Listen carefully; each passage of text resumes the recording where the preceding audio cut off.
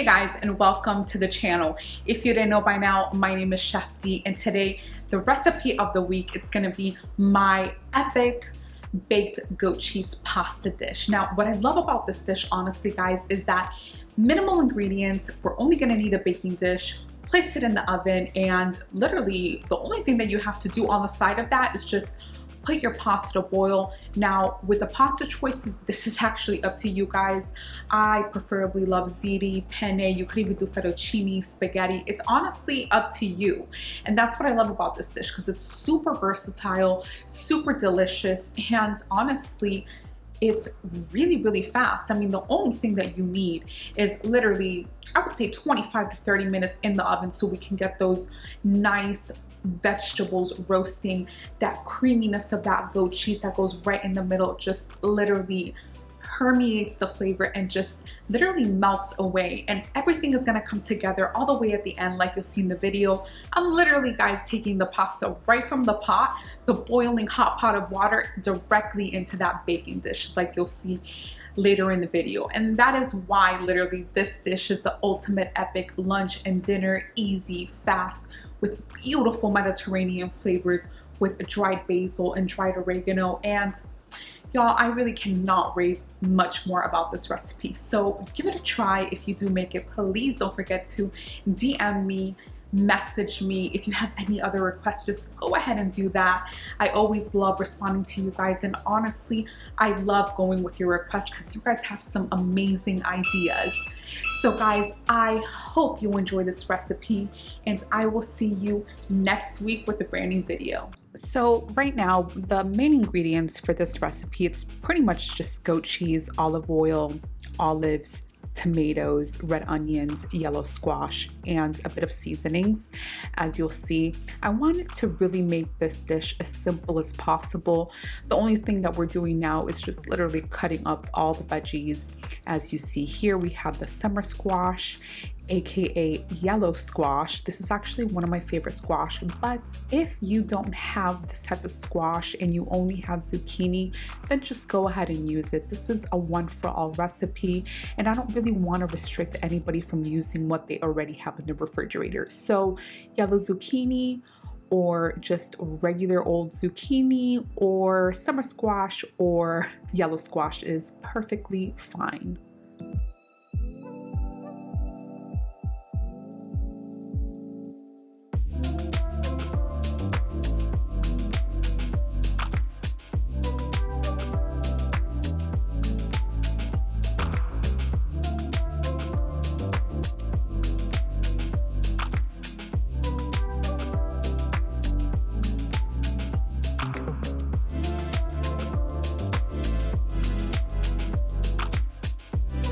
And now for the onion. Now I'm using a red onion because I find that the red onion has a bit more of that tartness, but like I said, I don't want to give you guys any restrictions. So if you have Spanish onion, white onion, yellow onion, go ahead and use that. My preferred choice is red onion, but just go ahead and use what you have, guys.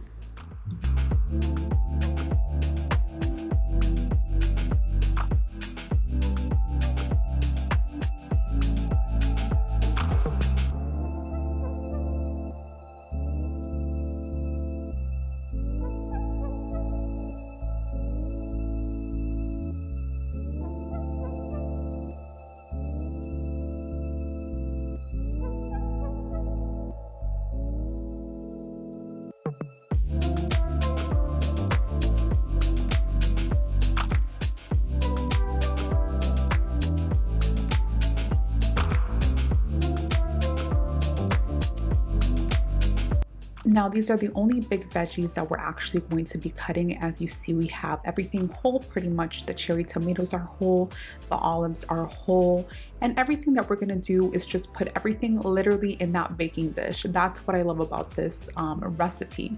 And with the olives, I really wanted to mention, if you have any sort of olive that you have laying around at home, just go ahead and use those olives. My preferred are Kalamata olives, which have been pitted.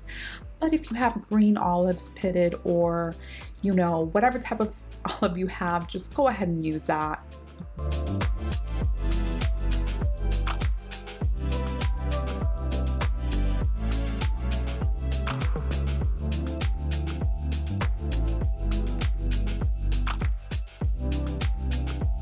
So right now we have half a cup of fresh basil leaves and 3 whole garlic cloves. If you want more garlic, just add 1 more clove. If you want less, just take away 1. The only thing we're going to do is literally mince this garlic, very finely mince if you can, or just use a garlic press. Everything is fine. And we're going to be chopping up the basil, and we're going to literally be mixing this and placing this all the way at the end of the recipe that you'll see later. And the reason why I'm doing this all the way at the end and I don't want to bake it with everything else is because I don't want the garlic to burn. Nobody likes burnt garlic, nobody likes burnt basil, so this is why we're doing it all the way at the end, to give it that special flavor, but you know, just make it a little more fresh.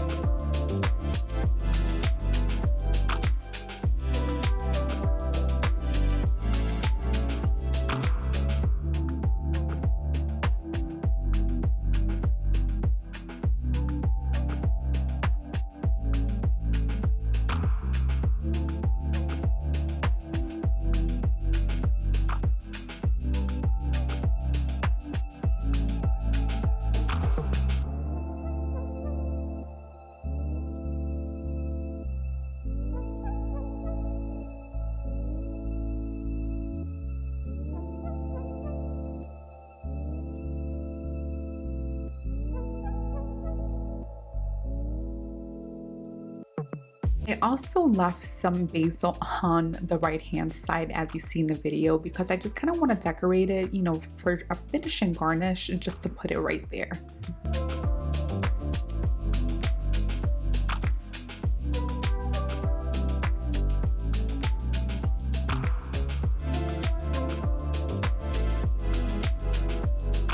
So now that we have our mix done, we're just gonna set it aside until everything is set to go, and you'll see in the video later on how I use this. Preheat your oven to 400 degrees Fahrenheit, and we're going to be using a 9 by 13 inch baking dish, or you can use an 8 by 11 inch baking dish, whatever you have available. Pour in 1/4 cup of olive oil onto your baking dish and set the rest aside for later use.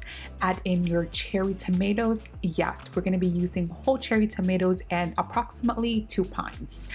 Add in your olive of choice. I'm using Kalamata olives, and I did 1 cup of Kalamata olives. Next, we're going to be adding in our mix of red onions and summer squash. For this, I used 1 medium red onion and 2 yellow squashes cut into 1-inch pieces. Pretty much, we're going to be adding the other 1/4 cup of olive oil, aka the remainder of your 1/2 cup of olive oil that we measured out at the beginning.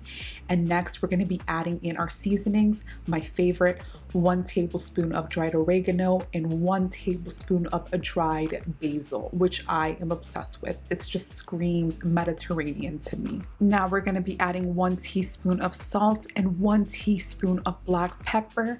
Now for the salt and pepper, you can definitely season it to your liking, but I noticed that with 1 teaspoon of salt, it really makes it for a better sauce.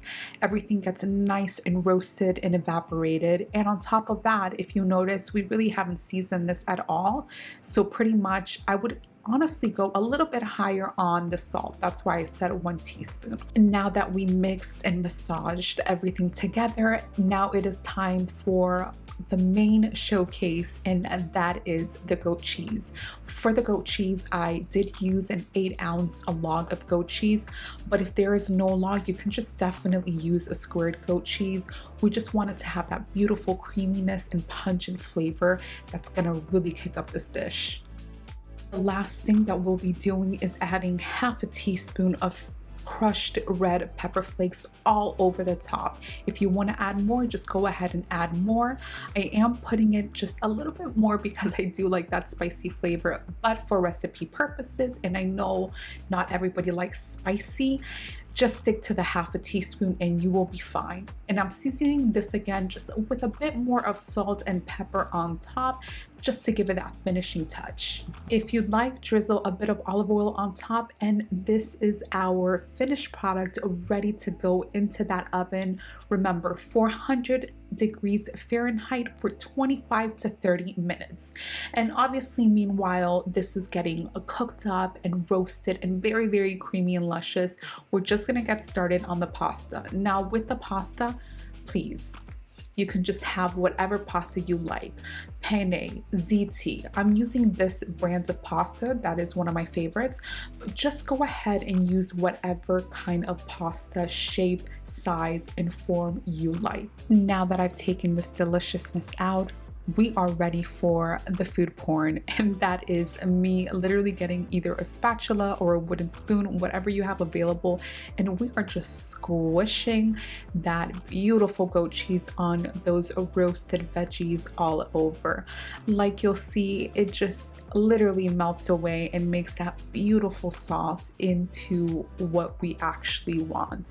And like I said at the beginning, a #1 tip that I definitely recommend is using a 9x13-inch baking dish, or just a little bit of a smaller baking dish, because the smaller it is, the more the sauce is gonna evaporate and it's gonna turn luscious, and it's just gonna give you more of that consistency that we're actually looking for.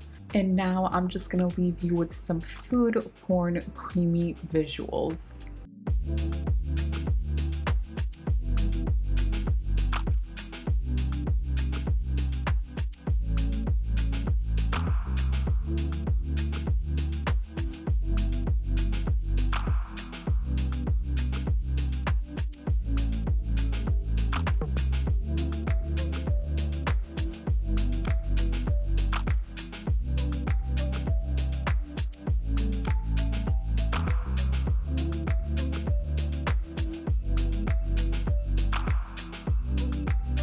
And this is the point where my basil and garlic mix come in hand. Automatically, as soon as you get all that creaminess like you saw happen, we're just placing all of that onto the top. We are literally using all of it. I mean, whatever you have available on that plate, just dump it in there, because honestly, that garlic finishing touch with that basil is really going to make a difference. And we really want to do this while this is still hot. And now you're going to see that I am literally just mixing everything together, and that's actually that hotness of that baking dish. It's really gonna, you know, permeate that flavor and that aroma, that now we have some garlic and fresh basil action going on. Now it is time to add our pasta, and like you see guys, I'm literally going from the pot just to the baking dish. I mean, we don't need any colander, we don't really need anything. And you want to know something? The best part about this is that if there is pasta water still in there, that's actually perfect, because the tip that I wanted to give you guys is, if you want the sauce to be a little bit more saucier, the only thing that you need to do is gradually 1/4 of a cup of that beautiful hot pasta water, just add a bit of that in there, and you will see how that sauce transform into a more creamier consistency than it already is. But I would say start with 1/4 cup and just gradually go from there, so you can get it the way that you like it. And like you see, I'm adding that pasta water. I literally add 1/4 cup in this video, and that is all that I really needed. Look at how this beautiful dish dish transformed, more thicker, more creamier. Guys, I cannot love this recipe more. Just the consistency, the freshness. I mean, you can have this with like a side salad, maybe like a side protein, or you can just have it as is, a vegetarian style. It's absolutely delicious, creamy, tangy. We have the saltiness from the calamari olives.